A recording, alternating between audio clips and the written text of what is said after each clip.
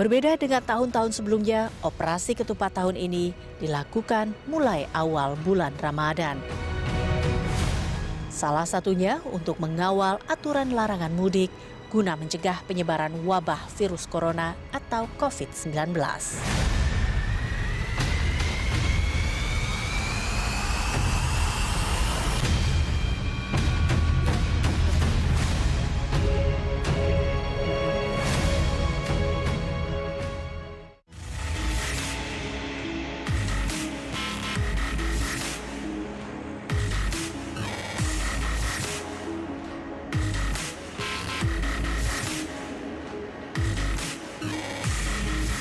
Ini merupakan checkpoint di kilometer 31 ruas tol Jakarta Cikampek. Letaknya tidak jauh dari pintu tol Cikarang Barat, Kabupaten Bekasi, Jawa Barat. Tol ini merupakan pintu keluar menuju 4 provinsi di Pulau Jawa, yaitu Jawa Barat, Jawa Tengah, Daerah Istimewa Yogyakarta, dan Jawa Timur.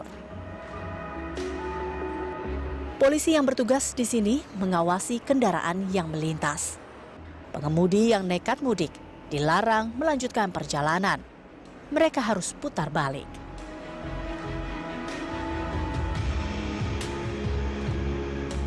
Hingga hari ke-10 operasi ketupat, di titik ini sudah ada 4.000-an kendaraan yang harus putar balik.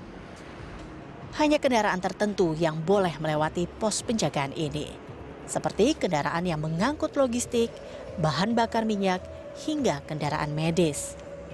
Selain itu, pemerintah juga memberikan kelonggaran untuk pengemudi yang melakukan perjalanan kerja asalkan membawa surat tugas. Jika tidak membawa surat tugas, nasibnya akan seperti pengendara yang satu ini. Pengendara ini mengaku akan pergi ke Semarang, Jawa Tengah untuk urusan pekerjaan. Namun ia tidak bisa menunjukkan bukti surat tugas kepada polisi. Alhasil, ia diminta putar balik ke Jakarta. 2 minggu sekali, karena saya di sana punya tukang, punya tukang. Harusnya 2 minggu sekali itu kita tanda tangan untuk penagihan supaya bisa gajian. Pokoknya nggak punya data atau punya? Enggak, pokoknya saya ke sana. Nanti setiap hari Jumat sore saya Senin balik lagi. Nasib berbeda dialami Rahma. Ia berhasil lolos melewati pos pengamanan Cikarang Barat karena membawa bukti surat kerja dari perusahaannya. Niatnya pergi ke Karawang terwujud. Pak, ini dikasih izin atau gimana Pak? Surat apa tuh ya? Surat jalan. Surat jalan ya? Mau kemana nih Mbak tujuannya? Ke Karawang. Namun dalam pantauan tim Indep, tidak semua kendaraan diperiksa satu persatu. Selama jalan itu masih normal dan aspal di ujung masih bisa kelihatan, itu masih kita penyekatan. Tetapi kalau sudah di sini kilometer 31, ke belakang kalau masih macet bisa ada sampai kilometer 29, itu akan kita luruskan. Bagaimana dengan perbatasan di bagian barat Jakarta? Tim Indep mendatangi pos pengamanan di pintu tol Bitung, Kabupaten Tangerang, Banten. Pintu tol ini bagian dari ruas tol Jakarta-Tangerang. Di titik ini setiap kendaraan berplat kuning alias kendaraan umum diminta untuk putar balik ke Jakarta. Adapun kendaraan pribadi yang bermuatan lebih dari 2 penumpang diperiksa polisi.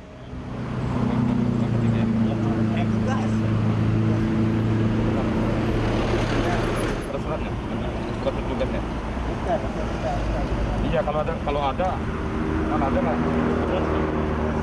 Mana suratnya? Mana surat?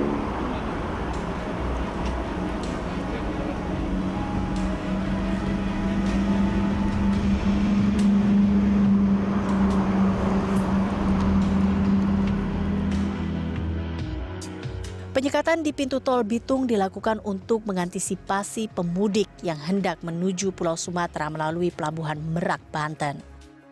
Hingga hari ke-10 operasi ketupat, di titik ini sudah ada 3.150-an kendaraan yang harus putar balik. Kami sekat secara intensif, ditanyakan kepada mereka tujuannya akan kemana dan sebagainya, dan juga apalagi sudah kelihatan secara kasat mata itu ada kendaraan umum, itu langsung kita belokkan. Yang sudah sesuai dengan ketentuan adalah nanti diputar balikan. Tapi banyak jalan menuju Roma. Pemudik tak kehabisan akal atau mengakali larangan mudik untuk bisa pulang sampai ke kampung halaman. Salah satunya dengan mencari jalan tikus. Ini untuk menghindari pos pemantauan polisi yang ada di jalan-jalan utama. Jalan alternatif yang biasa digunakan pemudik dari Jakarta adalah sisi Jalan Banjir Kanal Timur di kawasan Kelurahan Ujung Menteng, Jakarta Timur. Jalan ini terhubung hingga ke Kecamatan Babelan dan Sukatani, Kabupaten Bekasi, menuju jalur Pantura. Berdasarkan pantauan tim Indep, di sepanjang jalan tikus ini tak ada pos pemantauan polisi yang mengawasi pergerakan pemudik. Ini jalan akses arah bisa Pantura, bisa ke Kota Bekasi, bisa ke Priuk, bisa dimanfaatin buat arus mudik gitu sama orang-orang yang nakal gitu mungkin ya. Jalan di perbatasan yang nihil pemantauan polisi ini bisa menjadi celah bagi mereka yang nekat mudik. Nah kalau melanjutkan akan kena lagi di perbatasan. Artinya kan dia butuh waktu. Nah kalau mungkin barangkali dia bolak-balik lama-lama kan mungkin barangkali akan bosan sendiri, mungkin akan kembali. Jadi saya lihat teman-teman Polri sudah membuat checkpoint itu secara berjenjang. Dari mulai untuk jalan nasional, jalan tol, jalan provinsi sampai ke jalan-jalan yang kecil. Modus lainnya, mereka yang nekat mudik berani juga mengelabui polisi. Sekelompok masyarakat itu, warga masih menginginkan mereka tetap mudik. Meskipun itu sudah ada larangan, tentunya dengan berbagai cara, namanya orang berikhtiar ya, masih bisa dilakukan. Ada yang menggunakan bis umum. Yang cukup menarik itu adalah menggunakan angkutan plat hitam sama angkutan barang. Larangan mudik terutama dari zona merah COVID-19 diberlakukan mulai 24 April lalu. Awalnya pemerintah enteng tidak melarang mobilitas penduduk dari dan menuju Jakarta. Belakangan, pemerintah lewat Presiden Joko Widodo merevisi keputusannya dengan melarang mudik di Lebaran tahun ini. Begitulah. Sebelum terbit larangan mudik, lebih dari 14.000 orang dari Jabodetabek telah mudik menggunakan bus di akhir Maret lalu. Hingga 2 hari sebelum larangan mudik berlaku, Pemprov Jawa Tengah mencatat ada 600.000 warganya yang merantau di Jabodetabek telah mudik. Itu belum ditambah mereka yang sudah pulang kampung ke Jawa Barat, Jawa Timur, atau beberapa provinsi di Sumatera.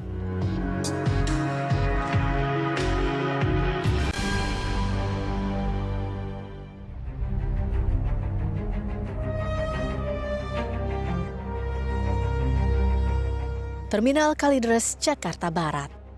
Di masa pandemi corona ini, layanan bus antar kota antar provinsi di terminal ini stop sementara sejak 24 April lalu. Itulah hari di mana pemerintah mulai memberlakukan larangan mudik, terutama dari zona merah COVID-19. Tapi siapa sangka, loket Biro Perjalanan di terminal ini tidak seluruhnya tutup.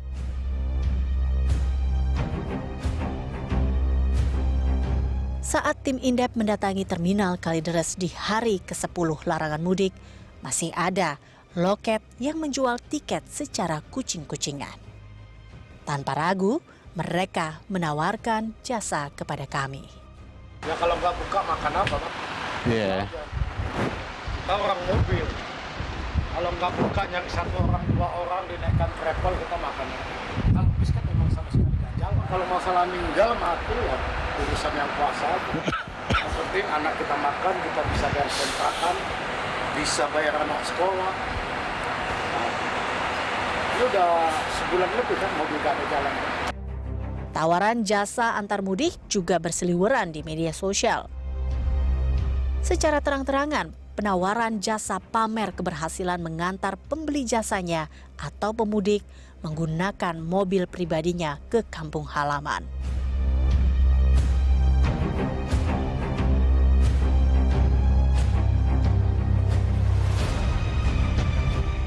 Tim Indef mencoba menghubungi travel yang menawarkan jasa antar mudik ke Pemalang, Jawa Tengah. Setiap hari, pemilik travel gelap alias bodong ini nekat mengantar pemudik Jakarta Pemalang, Jawa Tengah. Masih jalan Mas dari Jakarta ke Pemalang? Masih ya, bisa ya? Bisa, ini baru sampai rumah, nanti sore berangkat lagi. Oh gitu, kalau yang untuk tanggal 7 bisa? Tanggal 7 udah nggak bisa Mbak, udah ada denda. Kalau tanggal 5 bisa? Tanggal 5 bisa. Travel ini memanfaatkan jam-jam di mana pengawasan di pos pemantauan kendor. Travel ini pun berani lewat jalur tol Cikampek. Kok bisa ya? Itu jam berapa aman ya? Kalau tiap hari berangkat, tapi pagi ya, subuh. Subuh dari Jakarta? Iya, soalnya kalau siang udah ada razia. Berarti nggak lewat tol ini ya, tol Cikampek ya? Lewat tol terus nyampe Pemalang. Tapi aman ya? Aman, kalau nggak aman nggak usah bayar. Kami mencoba menghubungi travel lain yang menawarkan jasa antar mudik ke kota-kota di Jawa Barat. Travel yang ini membandrol tiket perjalanan dengan harga tinggi karena menyadari risikonya yang besar. Berapa orang emang? Ada 4 orang sih. 4 orang. Iya. Jakarta. Buat kapan sih? Buat sekitar tanggal 7. Tanggal 7. Oh, diborong gitu ya? Iya, untuk satu kali jalan bareng-bareng sama keluarga. Ya, diborong kalau mau sih boleh. Oh gitu. Cuman rada lumayan tarifnya. Oh gitu, berapaan Mas? Dari Jakarta tuh bisa 1.600.000. 1,6 itu Mas, nggak bisa kurang lagi ya? Itu udah risiko gede. Risikonya lumayan. Ya, pasti itu kalau ditutup, diputar-putar jalan sana sini, bensin boros kan. Oh gitu. Lewat sini Puncak. Kalau lewat Puncak sampai pada Larang aman sih. Aman ya. Cuman tahu di Bandungnya tuh. Kalau jalur tikus itu kan di luar tol. Berarti wilayah kabupaten lah yang punya hak kewenangan penuh di Polres setempat. Khusus Direktorat Lalu Lintas hanya penyekatan di tol. Dirjen Perhubungan Darat Kemenhub Budi Setiadi mengaku kecolongan dalam mengawasi masyarakat yang nekat mudik dengan berbagai macam modus itu. Ada mobil barang dipakai untuk penumpang. Ada bus, kemudian informasinya di bagasi dipakai penumpang. Ada mobil-mobil pribadi, mobil preman, kemudian digunakan oleh masyarakat untuk mengangkut penumpang. Saya sudah koordinasi dengan teman-teman kepolisian. Memang kalau kewenangan melakukan tindakan untuk tindakan yang ilegal, terutama untuk mobil pribadi, untuk penumpang, itu dari kepolisian. Tapi pelanggarannya pelanggaran peruntukan saja, karena mereka tidak punya izin. Dari kita nggak keluarin izin. Menurut pengamat transportasi, Joko Setiowarno, kelonggaran aturan dan sanksi yang tidak tegas merupakan celah yang dimanfaatkan warga nekat mudik. Ya kalau belum ada ngasih ya seperti ini namanya orang berikhtiar kan, tetap berusaha untuk pulang dengan berbagai macam cara dia kan. Oh ini tidak bisa ya putar lagi karena jalan-jalan kita kan banyak. Ya mungkin kalau mobil tadi dengan di jalan raya mobil, tapi bisa juga kan paling gampang naik sepeda motor aja dia. Itu paling mudah. Nah, memang upaya pertama kan selalu pendekatan persuasif dulu. Tapi kalau memang sudah ditetapkan nanti dengan tegas, ya harus tegas juga.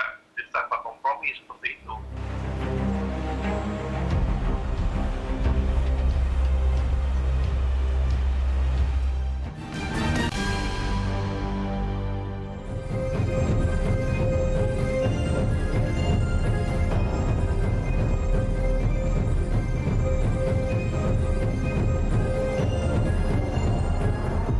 Pemerintah memutuskan untuk melakukan pelarangan mudik pada saat Ramadan 1441 Hijriah. Larangan mudik ini nantinya tidak diperbolehkan lalu lintas orang untuk keluar dan masuk dari dan ke wilayah khususnya Jabodetabek. Namun logistik masih dibenarkan. 2 hari setelah mengumumkan kebijakan larangan mudik, Luhut Binsar Panjaitan yang saat itu menjabat sebagai pelaksana tugas Menteri Perhubungan menekan peraturan menteri tentang pengendalian transportasi selama masa mudik Lebaran 2020 dalam rangka pencegahan penyebaran COVID-19. Ini mengubah secara radikal sikap pemerintah. Sebab di awal April lalu, saat wabah COVID-19 berusia sebulanan di negeri kita, Presiden menegaskan pemerintah tidak akan melarang warganya untuk mudik. Ini terbaca dari pernyataan Pak Luhut yang dikutip media online berikut. Menurut Luhut, tidak ada pelarangan mudik resmi dari pemerintah. Alasannya jika pemerintah menerbitkan larangan, kemungkinan tak akan diindahkan alias digubris oleh masyarakat. Dan ini repotnya Indonesia. Meski akhirnya pemerintah melarang warganya dari zona merah dan daerah yang menetapkan pembatasan sosial berskala besar, tetap saja ada yang nekat mudik. Volumenya besar sebelum aturan pelarangan mudik diketok. Dan ada yang akal-akalan dengan memanfaatkan situasi dan celah yang ada di lapangan setelah aturan pelarangan mudik terbit.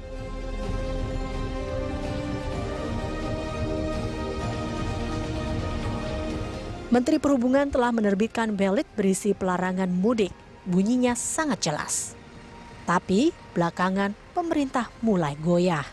Pemerintah berpikir untuk memberi kelonggaran kepada warga yang berada dalam kondisi darurat. Apa yang dimaksud dengan kondisi darurat? Korlantas Polri menyebut kondisi darurat itu seperti ada anggota keluarga yang sakit atau meninggal.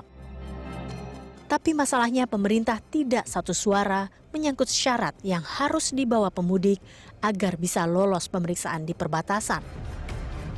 Badan Nasional Penanggulangan Bencana atau BNPB menyatakan masyarakat dalam kondisi darurat bisa mudik dengan syarat membawa surat keterangan mengenai kondisinya. Surat keterangan itu dikeluarkan 3 instansi, yaitu Dinas Perhubungan, Polres, dan Gugus Tugas Percepatan Penanganan COVID-19.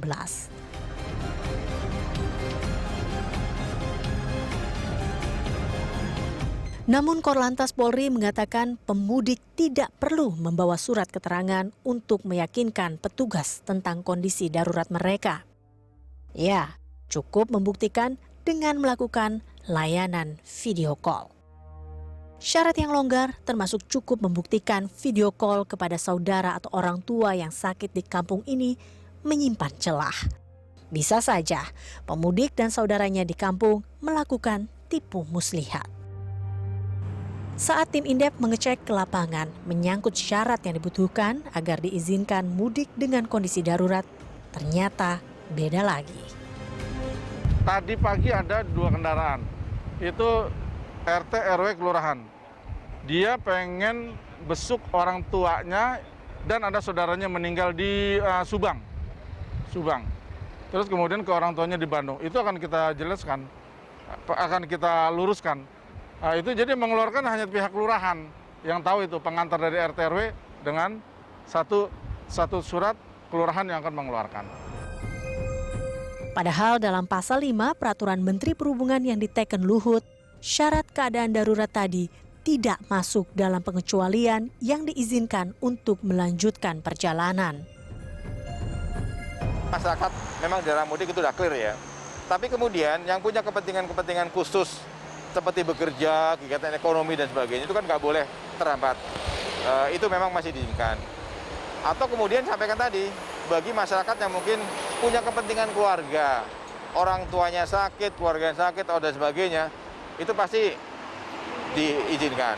Saya kira bisa, tapi tentunya celah ini jangan nanti dimanfaatkan untuk hal yang yang tidak sesuai dengan aturan. Khawatirnya kan di situ. Kita itu sering kalau membuat pengecualian pasti ada celah, ujung-ujungnya kalau sudah izin membayar pungli, kalau bayar tetap nggak izin pungli, nah itu yang harus dihindari.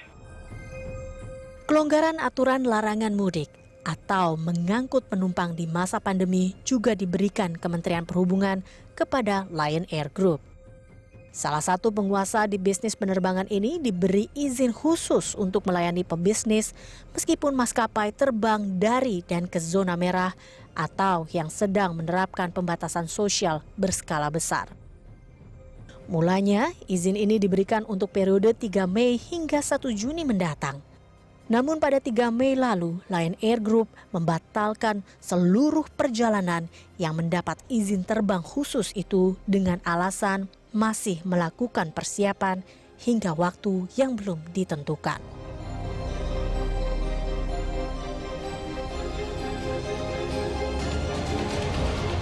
Larangan mudik dinilai merupakan salah satu jurus jitu menekan penyebaran COVID-19. Syaratnya, protokol kesehatan hingga aturan terkait benar-benar ditegakkan. Berdasarkan pemodelan matematika oleh Kepala Pusat Pemodelan Matematika dan Simulasi Institut Teknologi Bandung, Nuning Nuraini, perang melawan pandemi COVID-19 sangat bergantung dari perilaku masyarakat. Nuning menghitung saat ini masih ada 25,5% warga DKI Jakarta yang melakukan kontak. Dengan parameter ini, Nuning memprediksi puncak pandemi COVID terjadi pada Juni dan berakhir pada Juli atau awal Agustus mendatang. Jika angka kontak bisa ditekan, masa pandemi COVID ini bakal lebih cepat berakhir. Menurut Nuning, ketegasan pemerintah merupakan kuncinya. Salah satunya yaitu tadi, dengan tidak melakukan perjalanan mudik. Jadi sebetulnya checkpoint ini adalah untuk mensortir masyarakat yang mungkin tidak tahu, pura-pura tidak tahu atau nekat gitu kan. Tapi kita harapkan kalau masyarakat sudah sadar betul bahwa kenapa sih kok sampai pemerintah melarang mudik? Ya karena kita sayang keluarga kita yang di kampung. Kalau tidak ingin keluarga kita mungkin terpapar dengan COVID-19 karena kita mungkin bisa dibagi karier, ya kita jangan pulang gitu. Intinya adalah penjabaran, ya, bukan relaksasi ya, penjabaran. Artinya dimungkinkan semua moda angkutan udara, kereta api, laut, bus untuk kembali beroperasi. Dengan catatan satu, harus mentaati protokol kesehatan.